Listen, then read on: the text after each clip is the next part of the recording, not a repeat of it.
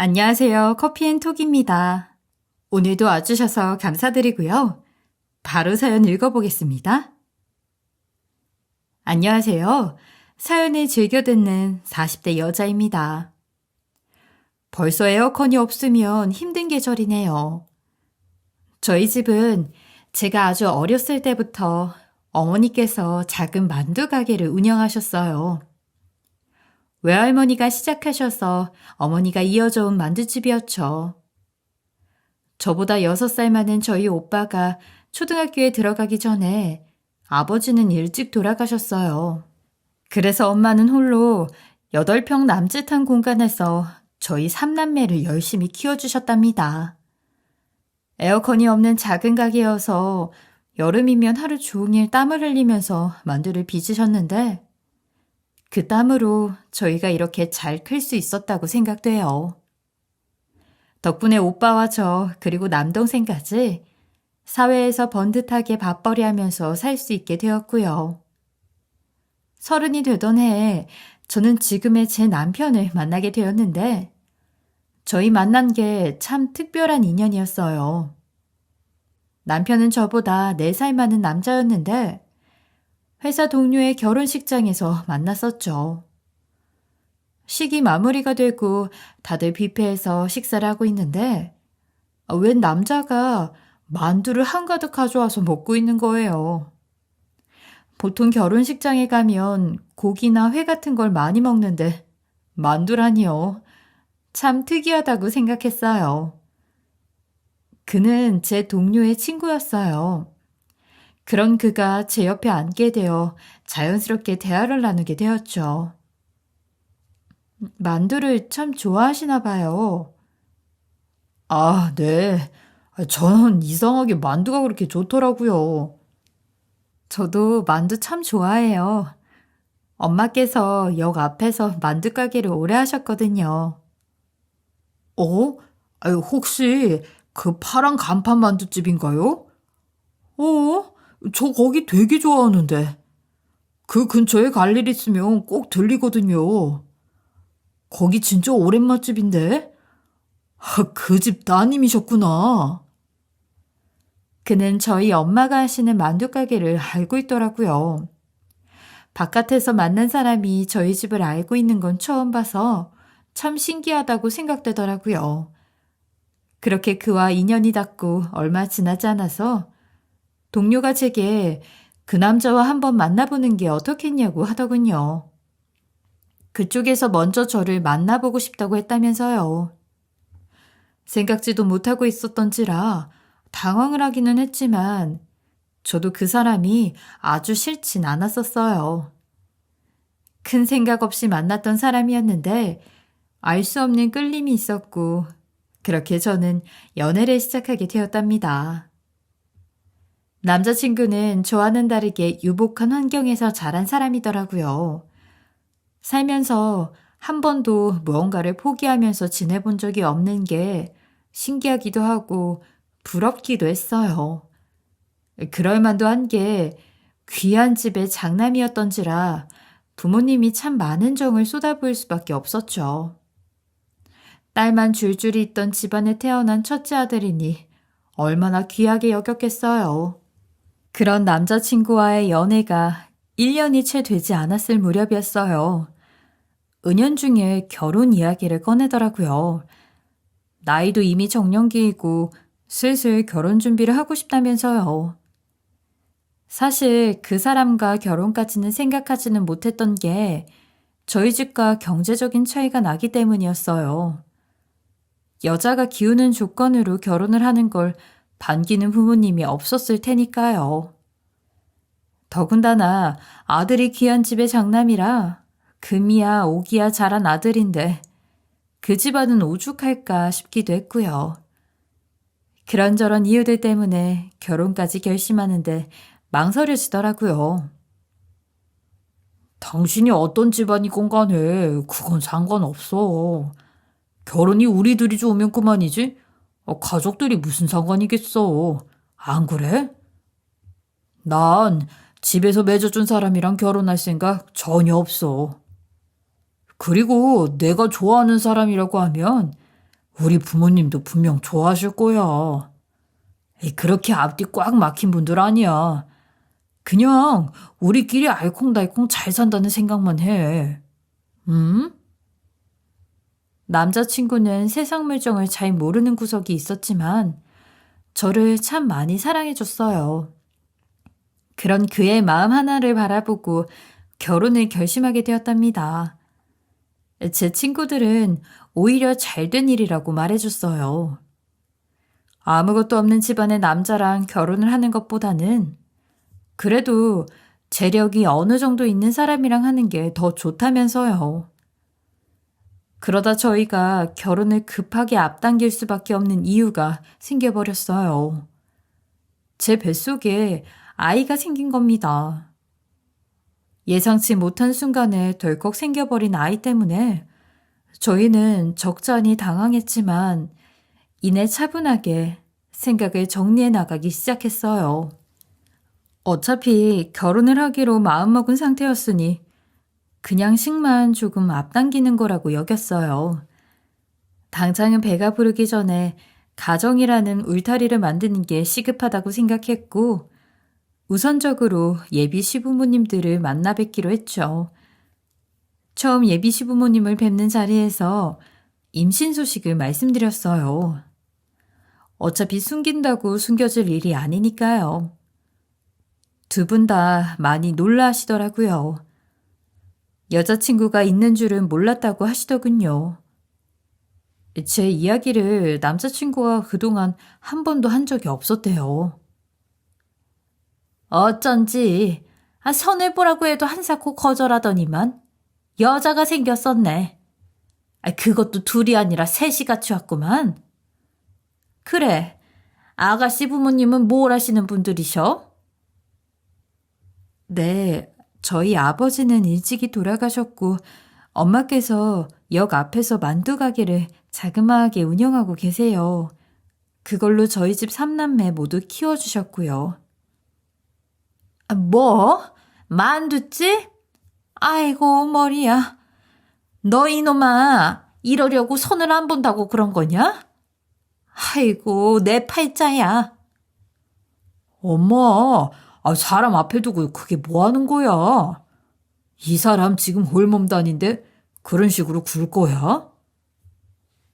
내가 너 만두집에 장가 보내려고 지금껏 이렇게 가르치고 입히고 먹이고 한 줄 알아? 둘이 살려면 알아서 살림 차리고 살아. 나는 이 결혼 절대 허락 못해. 예비 시어머님은 저희 엄마께서 만두 가게를 운영한다는 말에 저를 노골적으로 탐탁지 않아 하시더라고요. 처음 만나 뵙는 자리에서 이런 식이니 어떻게 하는 게 좋을지 모르겠더라고요. 도망치고 싶은 마음이 굴뚝 같았지만 이미 뱃속에 아이는 크고 있는데 이렇게까지 집에서 반대를 하실 줄은 생각을 못했었거든요. 정말 진퇴양난이더라고요. 반대를 하시는 어머니께 남자친구는 우리끼리 알아서 나가서 살겠다고 큰 소리를 치고 집을 빠져나와 버렸어요. 그 이후로 배는 점점 불러오는데 어머님의 화는 풀릴 기미가 보이지 않았었죠. 이렇게 하는 결혼이 맞는 걸까? 태어날 아이가 과연 행복할 수 있을까? 하는 생각들 때문에 참 많은 시간 힘들었었어요. 친정엄마 또한 걱정이 이만저만이 아니었어요. 사돈댁께서 이렇게까지 머리를 싸매고 싫어하시니? 나도 내 딸 보는 게 마음이 편할 수가 없네. 이미 애는 들어섰고 물을 수도 없는 노릇이니 자네가 잘 말씀드려보게나. 장모님, 너무 걱정하지 마세요. 막상 저희 잘 사는 거 보면 엄마도 마음 돌리실 거예요. 다 잘 될 겁니다. 결국 저희는 시어머님의 허락이 이루어지지 않은 상태에서 결혼식을 준비하게 되었어요. 남편은 그동안 자기 엄마의 마음을 돌려놓겠다고 무진장 애를 썼었죠. 저를 보고 싶지 않다고 하시는 시어머님 때문에 결혼식을 준비하는 기간 내내 마음이 불편했어요. 뱃속의 아이도 그걸 고스란히 느끼는지 몇 번의 유산 위기를 넘기기도 했고요. 그렇게 몇 개월이 흘러 결혼식 당일날이 되었어요. 혼주석은 비워진 채 이뤄지겠구나 하는 생각에 얼마나 많이 울었는지 모르겠어요. 근데 너무 놀랍고 감사하게도 어머님은 아버님의 손에 이끌려서 울며 겨자 먹기식으로 나와주셨어요. 결국은 허락을 해주신 거죠. 신부 대기실에 앉아있는 저를 보며 어머님은 이런 말씀을 해주셨어요. 우리 아들이 하도 우는 소리를 해대서 안 나오려다가 겨우 나와주는 거다. 아직 너를 완벽하게 허락한 건 아니야. 너 예뻐서 허락한 것도 아니야. 어머님이 자리를 공석으로 비워둘 뻔했는데 그래도 다행이라는 생각이 들면서 눈물이 계속 나더라고요. 지금 생각해보면 결혼식 내내 눈물 흘리던 기억밖에 나지를 않네요.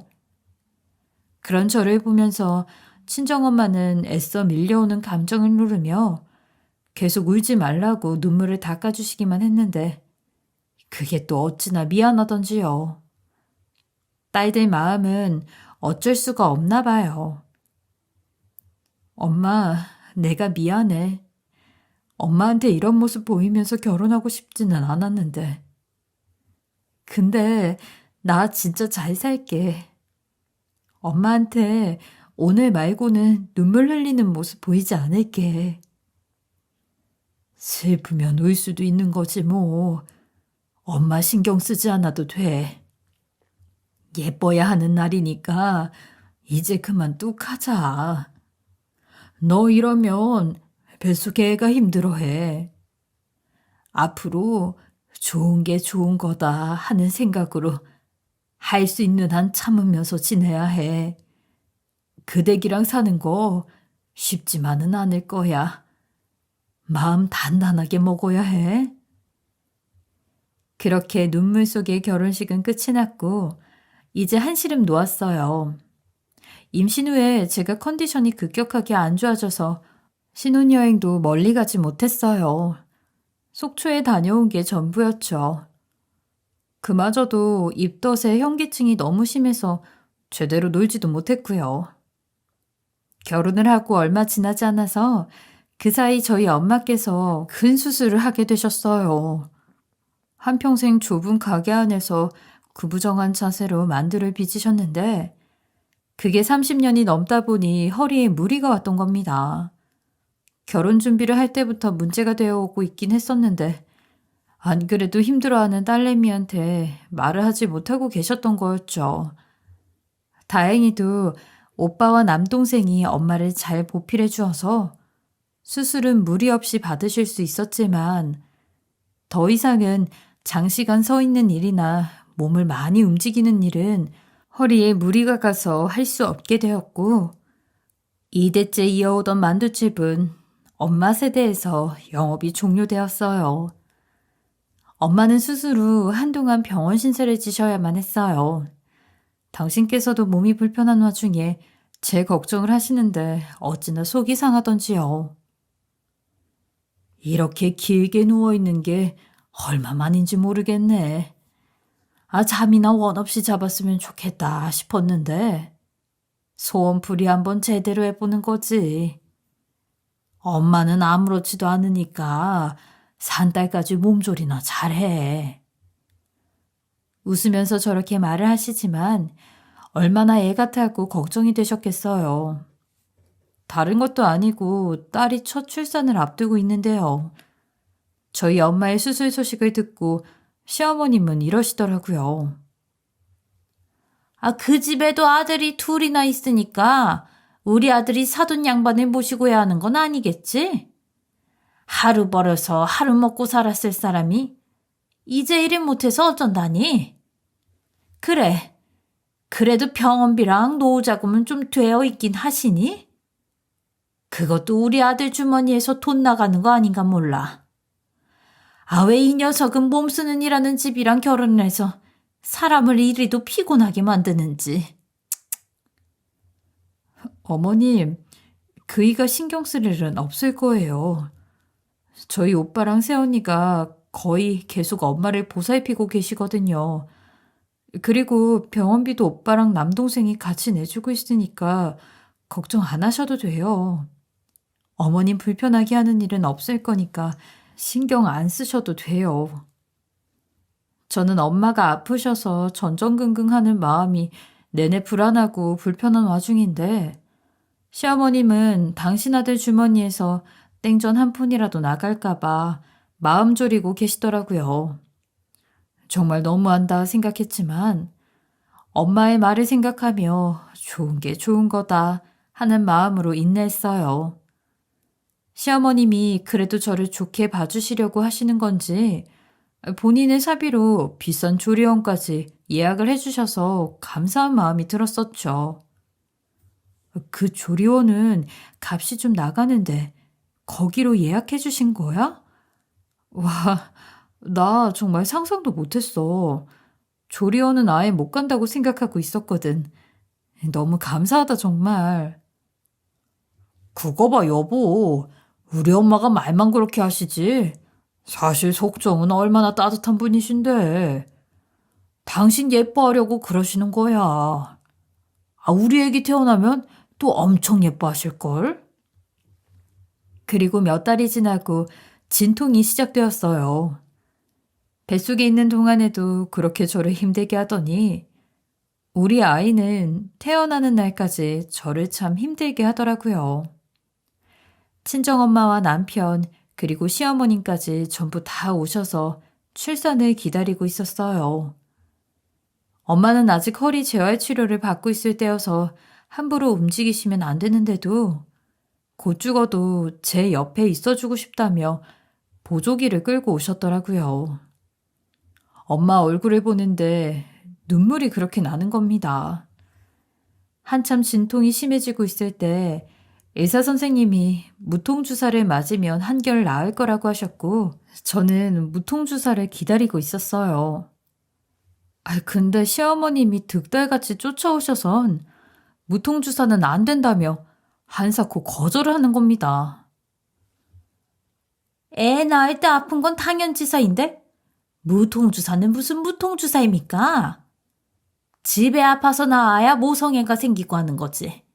무통주사는 절대 안 돼요. 그냥 애 나올 때까지 기다릴게요. 얘 아가, 아픈 건 당연한 거니까 그냥 좀 인내하렴. 여기 너희 엄마도 그렇고 나도 그렇고 다들 배 아파서 애 낳은 사람들이야. 그러니까 너도 할 수 있어. 사부인, 그 마음은 알겠는데 그래도 애가 이렇게 아파하고 의사 선생님께서 무통주사를 권유하는데 그냥 맞추는 게 낫지 않을까 싶어요. 아니 사돈 양반, 저 뱃속에 있는 애는 우리 한씨 집안의 핏줄 아니겠어요? 한씨 집안일은 한씨들이 알아서 하겠습니다. 그리고 여기 병원비며 조리원이며 다 제 돈 써가면서 있는 겁니다. 그냥 지켜나 보시죠. 엄마는 두 손을 모으고 최대한 정중하게 말씀을 드렸는데도 시어머님은 단호하게 안 된다고 하시는 겁니다. 그 단호함에 엄마는 또 머리를 굽히고 죄송하다고 하는데 그걸 보고 마음이 얼마나 찢어지던지요. 진통이 9시간 넘게 흘러가고 있었고 그때쯤 되어가니 저는 사경을 헤매고 있었어요. 원래 이렇게까지 아픈 것인가 하는 생각이 들고 머릿속이 하얘지고 이제 내가 죽는구나 싶더라고요. 9시간이 지나도록 엄마는 제 곁에서 떠나지 않고 내내 옆에서 지켜주셨어요. 엄마 손을 붙들고 버티고 또 버티고 있었습니다. 그러다 의사 선생님께서 더 이상 버티는 것은 산모가 너무 위험하다며 제왕절개를 해야 한다고 하는 거예요. 제왕절개 이야기가 나오니 시어머님과 남편은 어디서 고고하게 커피를 한 잔 마시고 계시다가 기가 막히게 쫓아와서는 절대 안 된다고 또 그러는 겁니다. 저기요 의사 선생님. 진통 고장 몇 시간 했다고 무슨 제왕절개입니까? 좀 더 해보시죠. 애엄마도 그걸 원할 겁니다. 그렇지 너? 사부인, 제가 이렇게까지 말을 하고 싶지는 않았는데 애 꼴을 보고도 더 기다리자는 말씀이 나오십니까? 여기 의사 선생님이 산모를 한두 명 봐온 것도 아니고 급박하니까 제왕절개를 말씀하시는 건데 어떻게 곧 죽어도 안 된다고만 하시는 거예요? 아니 왜 저를 나쁜 시애미로 몰아넣으시는 겁니까? 제가 지금 얘 시애미로서 못할 말을 한 것도 아니고 애 낳을 때 사돈댁도 아파보셨으니까 아실 거 아니에요.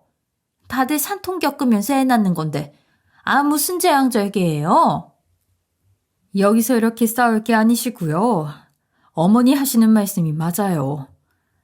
제가 애 한둘 받아본 거 아니고 지금 사모님 수술 안 들어가시면 애도 엄마도 위험해요.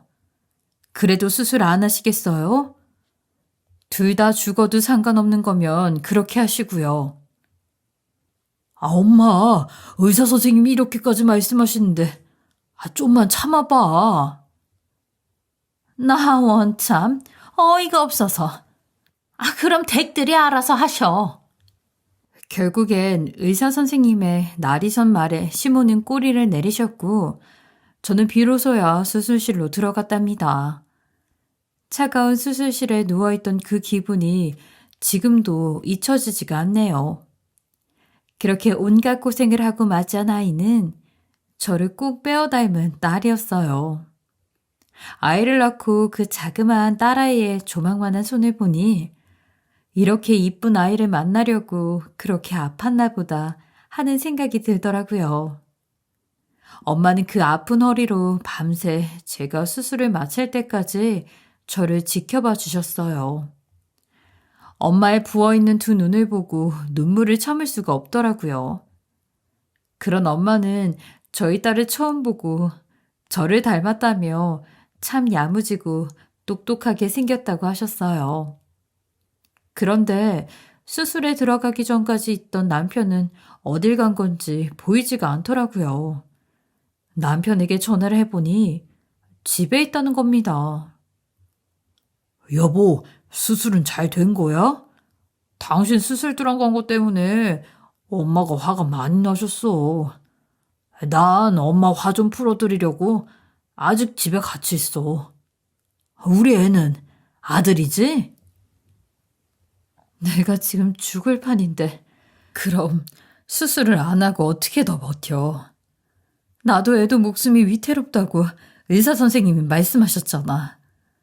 서너 시간 진통한 것도 아니고 거의 10시간을 끙끙거리고 버티다 안 돼서 수술한 건데 정말 나 너무 속상해. 그리고 임신 기간 중에 대충 딸인 건 알고 있었잖아. 난 아닐 수도 있다고 생각했지. 확실치 않으니까. 그리고 어른들은 원래 다 그래. 여보, 너무 속상해하지 마. 뭐 당신도 애도 건강만 하면 되지. 그나저나 엄마는 아들인 줄 알고 있어서 나름 기대하고 있을 텐데. 연거푸 남편의 입에서 나온 아들이냐는 말에 정말 너무 황당했어요. 마치 아들을 맡겨놓기라도 한 것 마냥 말하는데 20시간 가까이 고생한 저한테 할 말은 아니라고 생각했거든요. 죽어라 고생하고 있는데 제 목숨이 위태롭건 말건 더 버티겠다고 하는 시어머니도 이해가 가지 않았고요. 저는 너무 북받치는 마음에 남편에게 쏘아붙이듯 말을 했어요. 어떻게 지금 아들이냐는 말을 입에 올릴 수가 있어? 아들 아니면 이혼이라도 하게? 우리 애 딸이야, 딸.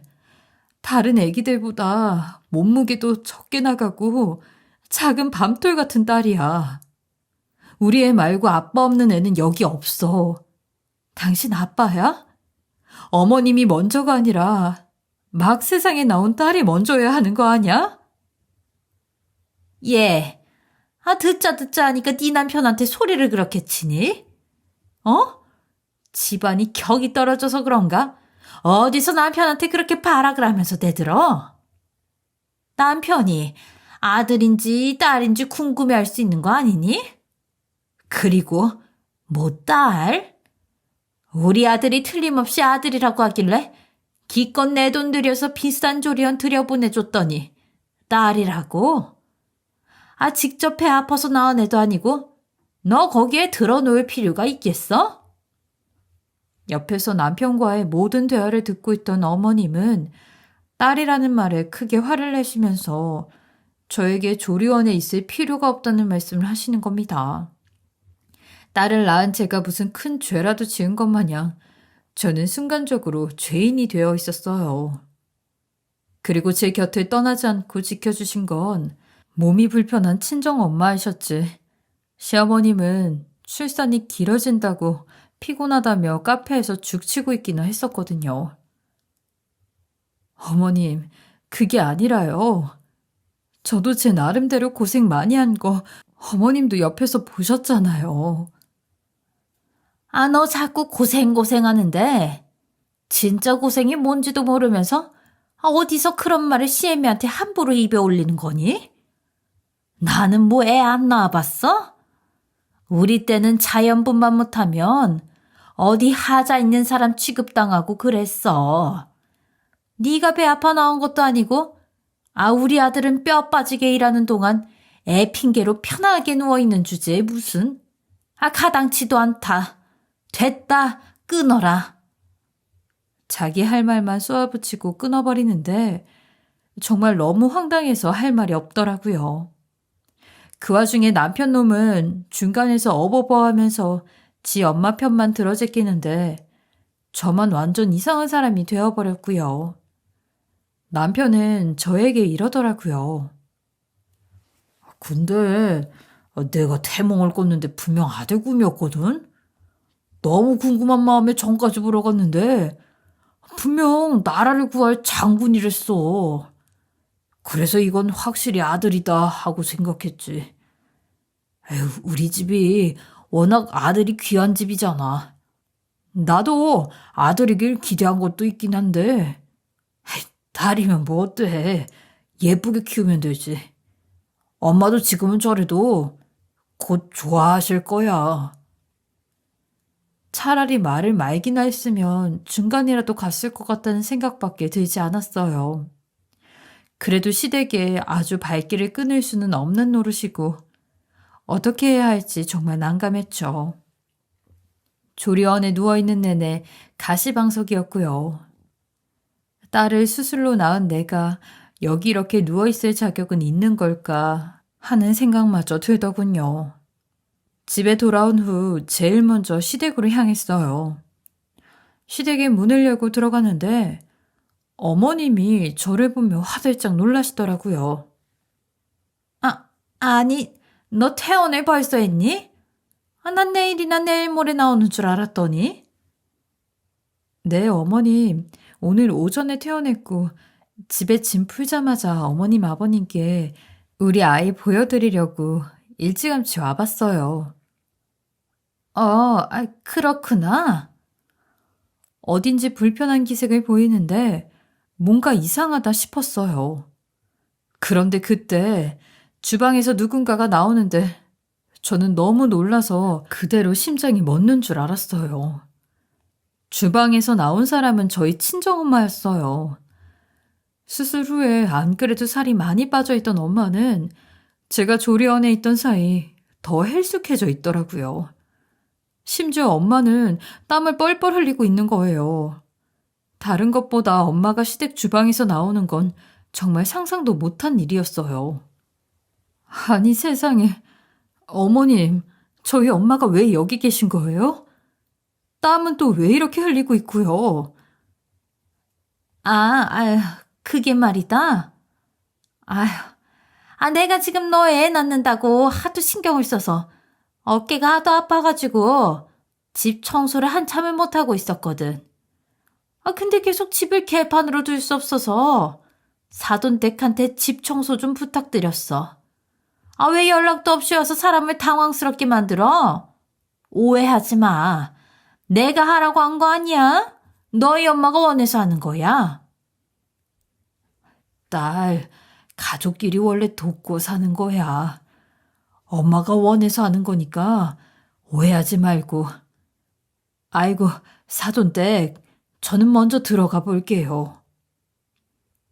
엄마는 저에게서 도망가듯 황급하게 집을 빠져나갔어요. 누구보다도 우리 딸을 보고 싶었을 텐데 딸의 얼굴은 보지도 못한 채 나가버리셨죠. 아픈 엄마한테 자기가 해야 할 일을 시킨 것이 너무 화가 났어요.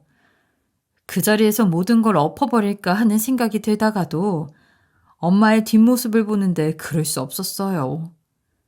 그 청소를 엄마가 하지 않으셨으면 아직 출산으로 몸이 회복이 되지 않은 제가 했어야 했을 것을 엄마는 알고 있으셨으니까요. 엄마는 오로지 제 행복을 위해서 그러셨을 거예요. 저는 마음을 가다듬고 시부모님께 웃으며 애써 말을 했어요. 아버님, 어머님, 저희 딸이에요. 너무 작고 예쁘죠? 엄마, 애 태어나기 전에 내가 점을 봤는데 아주 큰일을 할 아이랬어. 기대가 컸어서 실망도 큰 거야. 너무 안 좋게 생각하지 말고 우리 딸 좀 예쁘게 봐줘. 그리고 이 사람 임신 기간 내내 힘들어한 거 엄마도 잘 알잖아.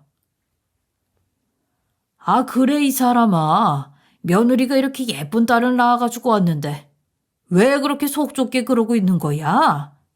시애미가 돼서. 요즘 같은 시대에 아들이면 어떻고 딸이면 어때? 아니 다들 내가 뭐 어쨌다고 나한테들 그러는 건지 몰라? 그래, 내가 너무 속이 좁았나 보다. 너 고생 많았다. 내가 옛날 사람이라 그래. 네가 좀 이해해다오. 너한테 소리친 건 미안하구나. 퉁명스럽게 말씀을 하시는 어머님은 아직 화가 풀리지 않은 모양이셨어요. 그리고 얼마 지나지 않아 예정되어 있던 남편의 동생이 결혼을 앞당겨 하게 되었다는 거예요. 갑작스럽게 일정을 당기길래 무슨 일인가 했는데 알고 보니 동생 내외도 저희처럼 혼전 임신을 했다는 겁니다. 형제가 쌍으로 이렇게 되다니 속으로 웃기기도 했어요. 예비동서가 될 사람을 한번 봤는데 걸치고 있는 옷이며 가방이며 전부 고가의 백화점 브랜드만 가지고 있더라고요. 한눈에 봐도 있는 집 자식이구나 싶었죠. 알고 보니 예비동서의 부모님은 두 분 모두 대기업에서 30년 넘게 근무하신 부유한 집의 딸이었던 겁니다. 구김살 없고 궁핍해 본 적이 없어 보이는 그녀가 참 부럽다고 생각했어요. 그래서인지 시어머님도 예비동서에게는 저한테 보여준 적 없는 친절함을 내뿜고 계셨어요. 아니 어쩜 이렇게 피부가 고와? 손은 정말 물 한번 묻혀본 적 없는 것 같아. 그래, 입덧 때문에 힘들지는 않고 시까지는 얼마 안 남았으니까 조금만 참자가. 제가 임신했을 때는 예의상이라도 그런 말을 한 번도 하지 않으셨는데 속으로 속상하다 생각했어요. 몇 번 보지 않았지만 예비동서는 저에게 싹싹하게 구는데도 어딘지 저를 부려먹으려는 말투를 가지고 있었어요. 딱 대화하기 싫은 스타일이었죠. 제가 형님인데도 자기가 형님인 양 굴기도 했어요. 그리고 어머님은 저와 동서에게 은근하게 차별을 하셨어요. 결혼하고 얼마 지나지 않아서 처음 맞이한 명절이었어요. 동서는 식을 올린 지 한 달도 되지 않았을 때이고요. 시댁에서 저와 동서의 집으로 명절이라고 선물을 보내주셨는데 저희 집에 참기름과 스팸이 들어있는 선물 세트와 샴푸 세트를 보내셨더라고요. 저는 그마저도 생각을 못하고 있었던지라 친정엄마는 시댁에 전화를 해서 감사하다고 연거푸 말씀을 하셨어요. 저희 엄마는 없는 살림에 그래도 기죽지 말라고 저 몰래 시댁에 한우 2플러스 등급으로 선물을 하셨더라고요. 엄마의 정성에 또 한 번 감동을 했네요. 그런데 저희 집과는 다르게 동선의 집에는 값비싼 전복과 보리굴비 세트를 보내신 겁니다.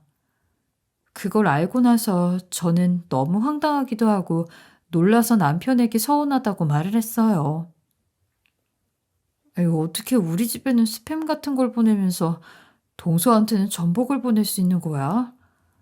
말이 안 되잖아. 동서는 집이 잘 살아서 그런 거야? 나 이런 걸로 차별받아야 해? 그야. 재수 씨는 결혼할 때 돈을 많이 해왔으니까 그러는 거지. 여보, 그런 걸로 신경 쓰면 당신만 스트레스 받아. 나 봐. 당신이 얼마를 해오건 말건 그냥 지내잖아. 돈을 얼마 해왔는지 운운하면서 머저리처럼 해벌쭉하는 남편 놈을 정말 한 대 때리고 싶더라고요. 가족이 다 같이 모여있을 때면 동서는 손 하나 까딱하지 않더라고요. 저 혼자 아이를 업고 과일을 깎아다 바치고 설거지를 하고 아주 쉴 틈이 없었어요.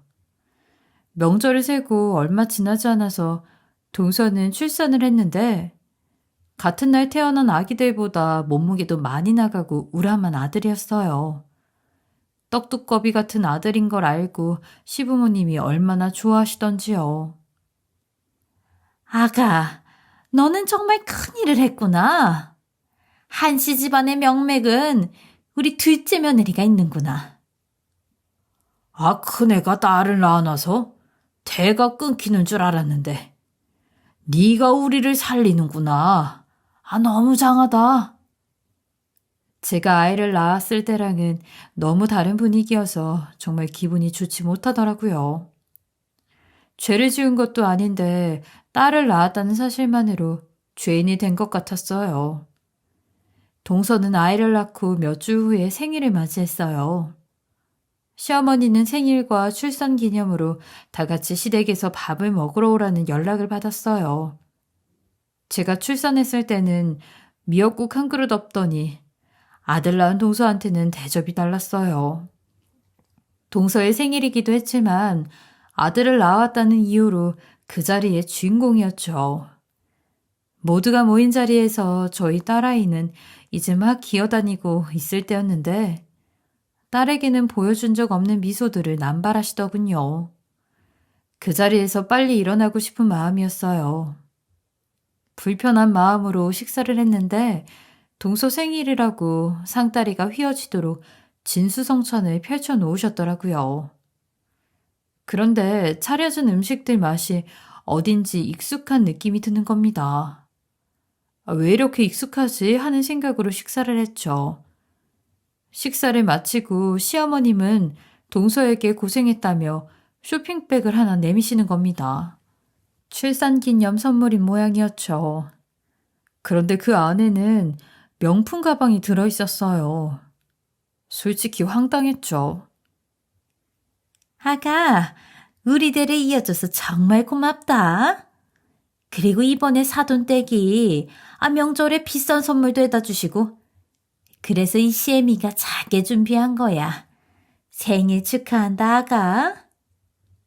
와, 어머님, 정말 생각지도 못했어요. 저 이렇게 과분한 선물을 받아도 되는 거예요? 너무 감사해요. 형님, 저 어때요? 저 잘 어울려요? 동서, 정말 잘 어울리네. 이쁘다. 어머님, 저 정말 감동받았어요. 너무 감사해요. 예쁘게 잘 메고 다닐게요.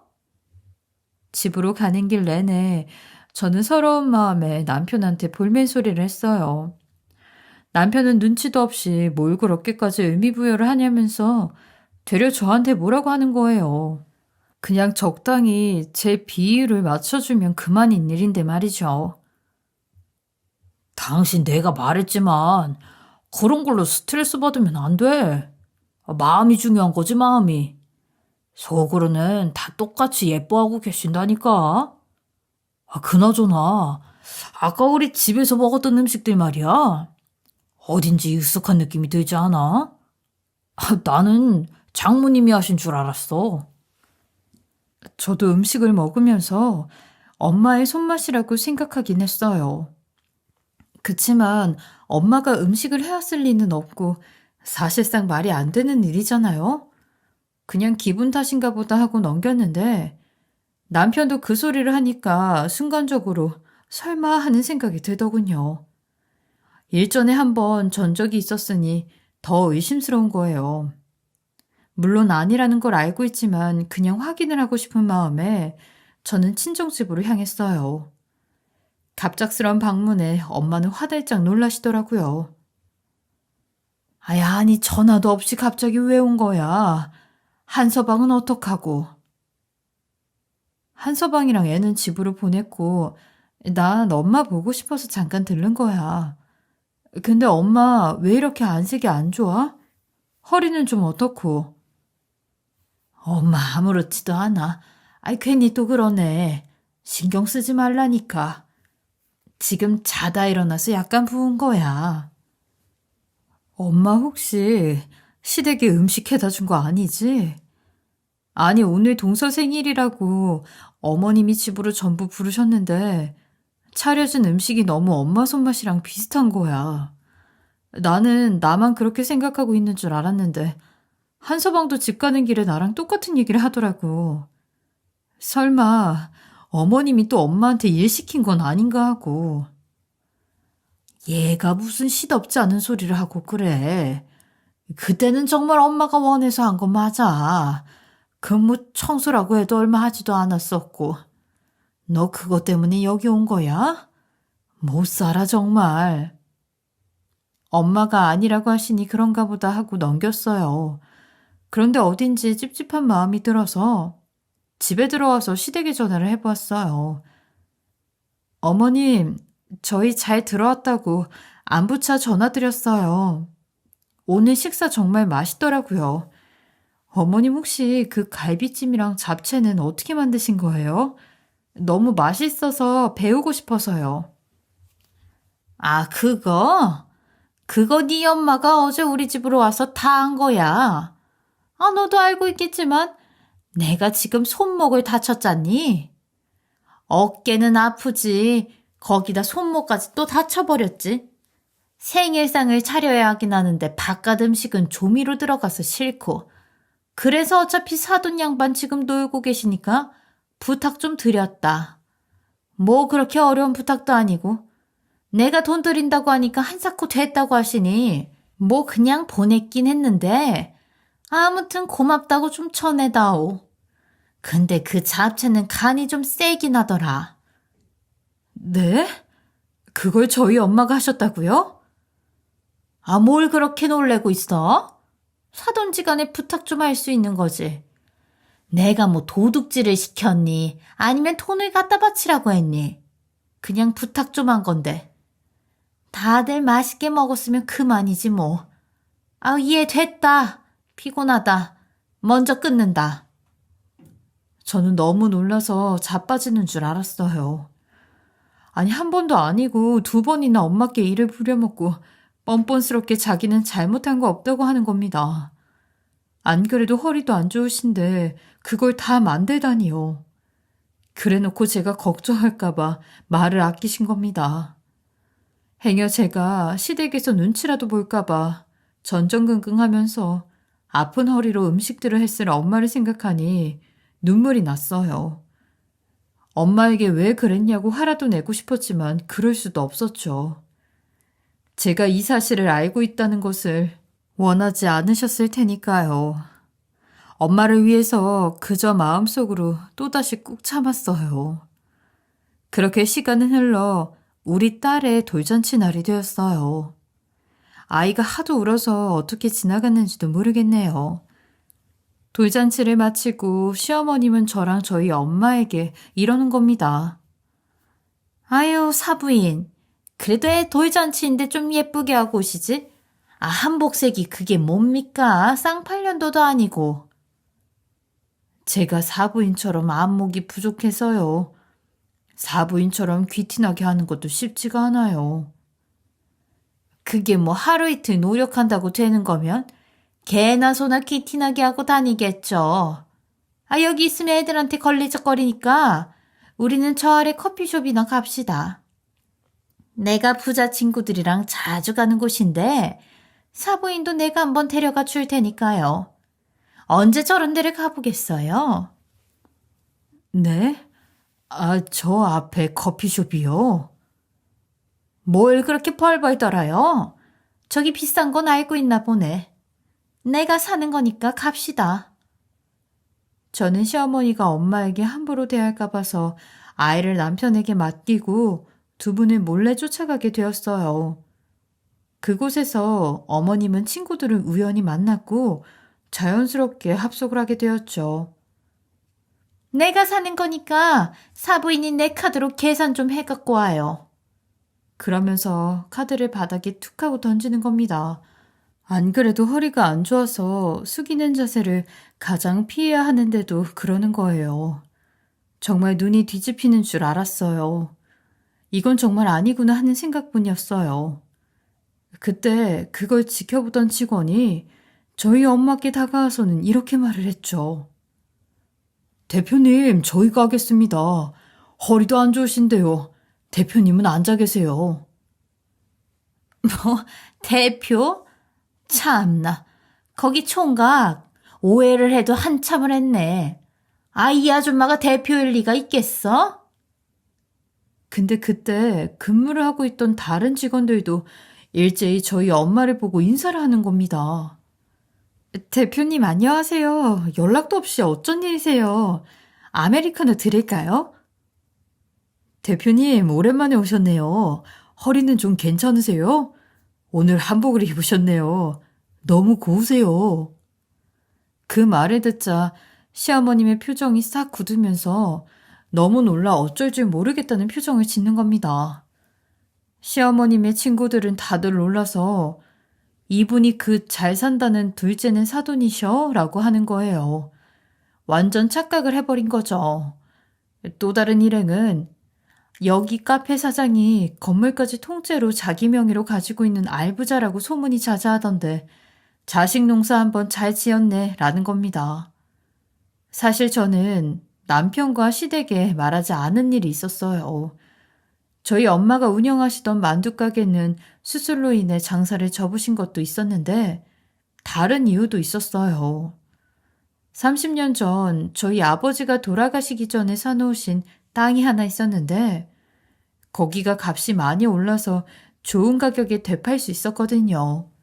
그렇게 되면서 지금 카페를 하고 계신 큰 이모께서 엄마에게 카페를 한번 차려보는 게 어떻겠냐고 하셨고 큰 이모의 도움으로 직원들을 고용해서 자리를 잡을 수 있게 되었죠. 시댁에 굳이 말하지 않았던 건 생활력이 없는 남편과 돈만 좋아하는 시댁에게 말해봤자 돈 뜯어갈 궁리만 할 것이라는 엄마의 판단이셨어요. 엄마에게 대표라고 하는 말을 듣자 시모는 얼떨떨한 표정을 하고는 태도를 싹 바꾸더라고요. 아니, 사부인. 이렇게 목 좋은 곳에서 카페를 하고 계신데 왜 말을 안 하셨어요? 지금 계산해 오라고 카드 집어던지더니 사부인이라고 하셨어요? 사람 하대하는 것도 유분수지. 내가 이 건물 주인이고 카페 대표라고 하니까 갑자기 내가 달라 보이기라도 하는 겁니까? 당신네들 이럴 줄 알고 말 안 한 겁니다. 그리고 그대로 자리를 박차고 일어난 엄마는 저를 마주치고는 당장 이 짓 그만하라고 하는 거예요. 내가 너 이러고 살 줄 알았어. 오늘 내 눈으로 그 꼬라지를 보니까 더는 안 되겠다. 엄마가 너랑 우리 손녀는 책임져 줄 테니까 그만둬. 너 이러고 사는 거 더는 못 봐. 내가 너한테 참고 살라고 괜히 그래가지고. 엄마가 이렇게 못났다. 미안하다. 엄마, 나도 이건 진짜 아닌 것 같아. 나 이제 진짜 그만할래. 저는 그렇게 참고 참다가 이혼을 결심하게 되었어요. 짧은 결혼 생활이었죠. 저희 엄마에게 자기가 하기 싫은 온갖 잡일을 시키는 것도 모자라서 카드를 던지는 모습을 보고는 오만청이 다 떨어졌거든요.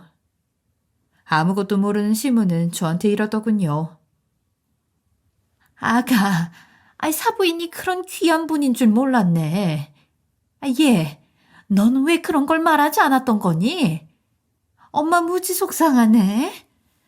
그 카페 자리 곧 땅값이 많이 치솟을 예정이라는데 엄마가 가서 사부인 일이라도 좀 도와드려야 하는 거 아닌가 몰라? 누가 당신 엄마예요, 이제 와서? 저 어머님이 저희 엄마한테 하신 거 다 봤어요. 집 청소에 동서 생일상 차리게 한 것도 모자라서 허리 아픈 거 뻔히 알면서 카드를 던지세요? 저한테 함부로 하시는 건 참을 수 있어도 이건 아니죠. 저 그이한테도 갈라서자고 했어요. 예, 그러지 마라. 그동안 내가 귀한 분을 못 알아봤어. 내가 정말 잘못했다. 그리고 이혼이 어디 그렇게 쉽니? 내가 절대 쉽게 안 놔줘. 못 놔줘, 우리 며느리. 근데 어쩌죠? 저 당신 아들이랑 아직 혼인신고를 한 정식 부부가 아니라서요. 그래서 양육권은 전적으로 아이를 낳은 저한테 있고요. 그 머저리 같은 아들내미 품고 잘 먹고 잘 살아보세요. 혼인신고를 아직 안 했다는 말을 들으니 더 놀라서 어쩔 줄 모르더군요.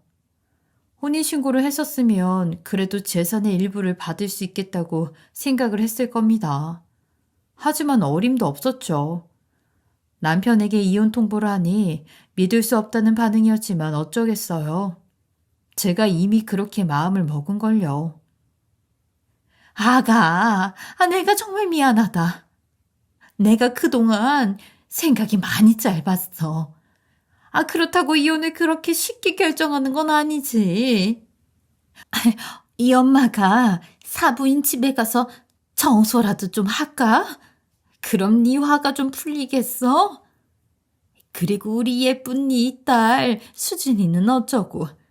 그 복덩이는 무슨 죄로 아빠 없이 사니? 엄마가 정말 이렇게 빌게. 이혼은 거둬줘라, 응? 제 딸 이름 한 번을 안 불러주더니 우리 엄마가 알부자인 거 아니까 우리 예쁜 수진이? 가당치도 않아요. 당신 꼴을 좀 보세요. 그 나물에 그 밥 같은 모자인데 그딴 아빠 저도 필요 없어요. 당장 저리 가세요. 아니 사부인 뭐라고 말 좀 해보세요. 그때 청소고 음식이고 다 사부인이 원해서 한 거지 내가 시킨 건 아니지 않습니까? 애들이 이렇게 이혼하길 원하는 건 아니시죠? 아닙니다, 사부인. 제가 다 죄송하고 미안합니다.